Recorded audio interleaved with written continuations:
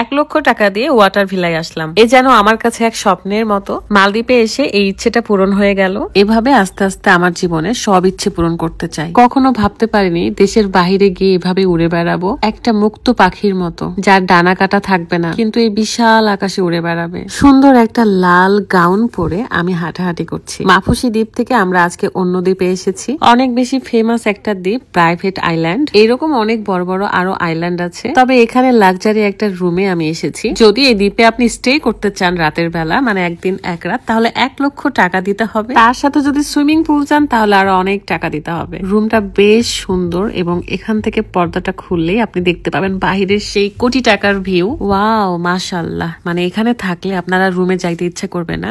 ওই দেখেন আমার পেছনে আরো অনেক অনেক ওয়াটার ভিলা আছে। এই দ্বীপে এরকম কয়েক জায়গায় তো ওয়াটার ভিলা, দেখেন কতটা বেশি লাক্সারিয়াস। এগুলো বাস্তবে দেখতে আরো অনেক বেশি সুন্দর। এই দ্বীপে বেশিরভাগ বিদেশিরা স্টে করে এবং যারা এমপ্লয় আছে তারা কিন্তু বাঙালি। আমাদের অনেক ভালোবাসার মানুষ ছিল, আমাদের ভক্তরা ছিল, যাদেরকে দেখে আমি অনেক খুশি হয়েছি। থ্যাংক ইউ সো মাচ এভাবে আমাদের পাশে থাকার জন্য, সাথে থাকার জন্য।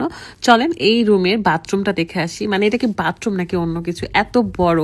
বাথটাব তো আছেই, সাথে জায়গাটাও অনেক বড়। ভেতরে আবার শাওয়ার করার জন্য স্পেস আছে। সো আমার কাছে অনেক অনেক ভালো লাগছে। রুমের থেকে বেশি ভালো লেগেছে বেলকনিতে। মানে বেলকনি থেকে ডিরেক্ট আপনি গোসলও করতে পারবেন, আবার অমূল্য একটা ভিউ দেখতে পারবেন, যেটা টাকা দিয়ে আসলে মাপা যাবে না। এই যে আমি ওয়াশরুমের ভেতরে দুইটা স্পেসই দেখিয়ে দিলাম। বাই দা ওয়ে, আমাকে কেমন লাগছে অবশ্যই জানিয়ে দিবেন। অনেকেই বলছেন আমার মেয়ে কোথায়, মেয়েকে কেন আনিনি। আসলে বেবিদেরকে মালদ্বীপের অনেক জায়গায় অ্যালাউ করে না, এই কারণে রেখে আসা। তার মধ্যে আমার বেবি এখন স্কুলে ভর্তি হয়েছে। সো আর একটু বড় হলে, বুঝতে শিখলে তাকে সব জায়গায় ঘোরানো হবে ইনশাল্লাহ, আল্লাহ যদি চাই। চলেন আপনাদেরকে একটু বাইরে থেকে ভিউ দেখিয়ে আসি, মানে ডিরেক্ট কিভাবে আপনি আবার সুইমিং করতে পারবেন সমুদ্রে। অনেক ওয়াটার ভিলায় আবার রুমের পাশে সুইমিং পুল থাকে, সেগুলো আরো বেশি সুন্দর, ওইগুলো আরো অনেক বেশি এক্সপেন্সিভ। সো আমি এখানে বসে বসে দেখতেছিলাম। আল্লাহর সৃষ্টি অপরূপ সৌন্দর্য, এগুলোই বসে বসে ভাবছিলাম আর আল্লাহর কাছে হাজার হাজার শুকরিয়া আদায় করছিলাম। এই জায়গাটা আমার কাছে অনেক ভালো লেগেছে। এখান থেকে ডিরেক্ট আপনি সমুদ্রে নেমে গোসল করতে পারবেন।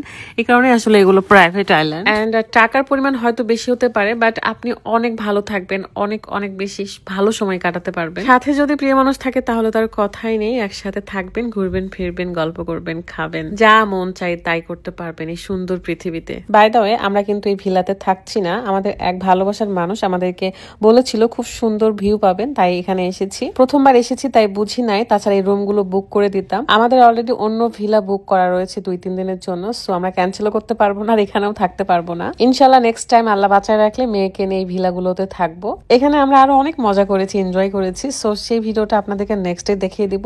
আপাতত বিদায় নিচ্ছি। সবাই ভালো থাকবেন, সুস্থ থাকবেন। আর এই ভিউ এবং এই রুমগুলো আপনাদের কাছে কেমন লাগছে অবশ্যই জানিয়ে দেবেন। ভালো থাকবেন সবাই। আল্লাহ হাফেজ, আসসালামু আলাইকুম।